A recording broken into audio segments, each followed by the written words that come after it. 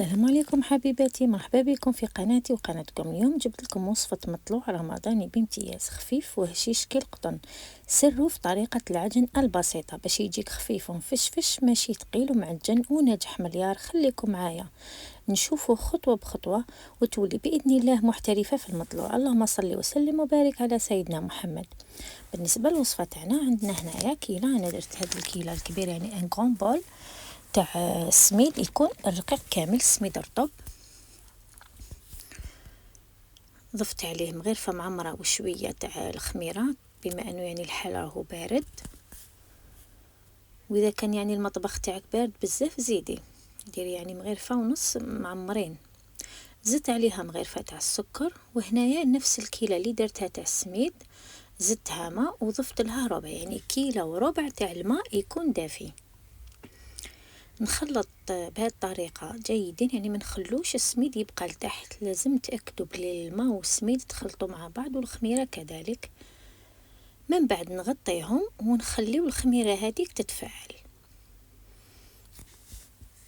هنا بعد ما اشوفوا كيفاش ولا الخليط شغل رغوي وخمر لي، هنا في هذه المرحلة حنضيف نصف ملعقة أكل تاع الملح، 2 مغارف كبار تاع الزيت راح يعطوها واحد الطراوة ما شاء الله. وكاين سر واحد اخر راح يخلي يعني العجينه تجينا خفيفه بزاف، هي شويه هكا رشه خفيفه تاع خميره حلويات. وضفنا كذلك زراره، نتوما واش حبيتوا، زرعه البسباس، زرعه حبه حلاوه، حبه البركه، يعني نتوما احرار ديروا واش تحبوا. هنايا ضفت عليها كيلة تاع الفرينه، خلطت مليح وحاولت نجمعها، ما نعجنوش نخلطو فقط. نضيف عليها كذلك كيلة موان دو دوا، كيلة ناقصة أسبوعين تاع الفرينة، ندخلها غير بالعقل. وهنا كي ندخلوها يا البنات نحاولوا غير ندخلوا الفرينة برك، ما ناش نعجنوا، نحاولوا يعني هذيك الفرينة ندخلوها مليح في العجينة تاعنا بهذه الطريقة هذه. ونبقاو نزيدوا غير بشوية حتى نتحصلوا على عجينة متماسكة طرية ماشي يابسة. حاولت يعني نعطيكم بالضبط الفرينة، خاصة يعني بالنسبة للمبتدئات اللي تقولك ما نعرفش وقتاش نحبس. شوفوها ولات عجينة طرية بزاف، بصح ما تلصقش في اليد هكذا كيما راكم تشوفوا هكذا. وكنا غير نخبطوها برك، يعني ندخلوا لها الهواء فقط، ما كنتش نعجن. هنا نغطيها ونخلوها تخمر ويضاعف الحجم تاعها.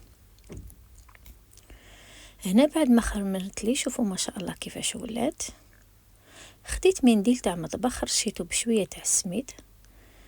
هنا كذلك رشيت شويه العجينه تاعي بشويه فرينه فقط باش ما تبقاش تلصق لي في اليد. حبطت لها غير شويه الخمور. هنا عندي شويه تاع النخاله وشويه تاع السميد والماء. وتقدروا ديروا في بلاصه النخاله لا شابلور كي ترمدوا فيها المطلوع تاعكم. والله يا البنات صدقوني غير يجي ما شاء الله، يعطيه يعني بنه ولون، حتى اللون يعني يجي ما شاء الله. هنايا قطعت خبزه الاولى، رمتها في هذاك السميد والنخاله. شوفوا تبعوا الخطوات كيفاش نديروا، نحاولوا نغلقوها من الفوق هكذا، وهي راهي في النخاله هذيك والسميد، ونرمدها مليح مليح حتى في الاطراف منا ومنا، ونحطوهم بجهه، ما نروحوش مباشره نفتحوهم، نخلوهم شويه. هنا نكمل نفتح الكامل، ناخذ كامل العجينه اللي عندي نقرصهم قريصات. هنا خرجوا لي الله يبارك 8 خبزات، يعني ما همش كبار بزاف، لكنهم يعني متوسطين. الا حبيتوهم يعني كبار بزاف يخرجوا لكم 6 خبزات، يعني ما شاء الله. هنا بعد ما ارتاحوا لي حوالي 3 دقائق هكذاك حتى ل4 دقائق، نروحوا نفتحوا كل حبه وحدها. انا هنايا يعني الزوج ما يحبش البابه اللي تجي لداخل، على هذه كاني حليتهم رقاق بزاف.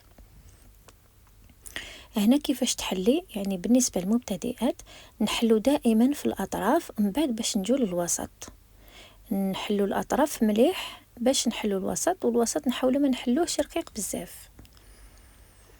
نفتح كامل الخبزات اللي عندي، واذا شفتوهم باللي يلصقوا ساعه على ساعه نرشوا شويه هذاك السميد. هكذا باش ما يوليش يلصق لنا. وتاكدوا باللي حتى في المنديل كاين سميد باش ما يلصقش من بعد. هنا كي نكمل نغطي الخبز تاعي ونخليوه يخمر. وبجهه كنت يعني حطيت طاجين وحطيته يعني يسخن مليح. هنا كي شفت الخبز تاعي بدا يخمر، خاصه يعني راه قدام الفرن، اخديت الخبزه الاولى اللي درناه الاولى كامل. هنا الفرن تاعي يكون يعني سخون بزاف، الطاجين تاعي عفوا يكون سخون بزاف.